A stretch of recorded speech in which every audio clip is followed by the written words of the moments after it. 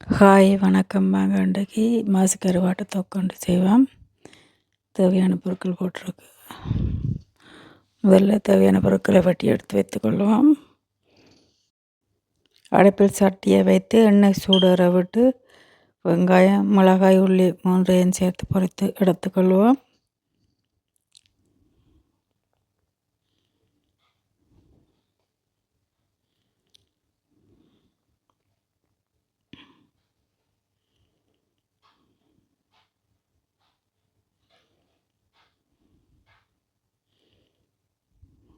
வெங்காயத்தில் ஈரப்பதம் இல்லாமல் நன்றாக பொன்முறமாக பொரிய வேணும்.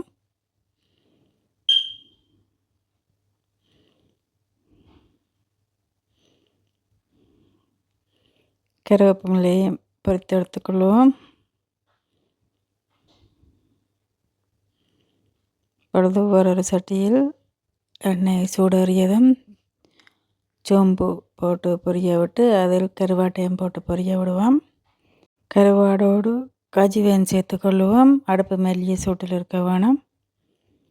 இப்போ பொரித்து வச்ச வெங்காயம், மிளகாய், உள்ளியை சேர்த்து மெல்லிய சூட்டில் பிரட்டி எடுப்போம். கருகி தூள், உப்பு சேர்த்துக்கொள்ளுவோம். மெல்லிய சூட்டில் கிளறியபடி இருப்போம். தக்காளி சேர்த்துக்கொள்ளுவோம். தக்காளி நன்றாக கரைஞ்சி அதில் இருக்கிற ஈரத்தன்மை போக மட்டும் நாங்கள் அதை கிளறிய வண்ணம் இருப்போம்.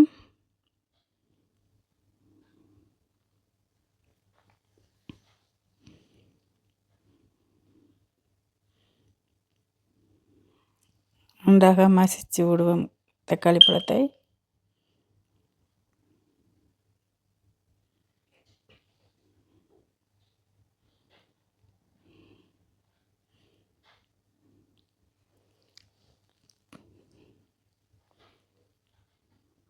தண்ணித்தன்மை எதுவும் சேர்க்க தேவையில்லை.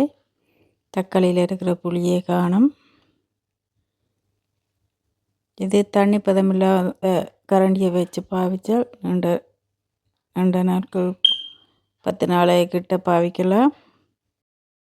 இப்போ கருவாடு தொக்கு ரெடி ஆகிட்டு இதை ஆற விட்டு ஒரு போத்தலில் போட்டு மூடி வைத்து நீண்ட நாட்கள் பாவிக்கலாம். ஈரப்பதமான கரண்டி பாவிக்காமல் விட்டால் பழுதாக போகாது, அப்படியே இருக்கும். நன்றி, வணக்கம்.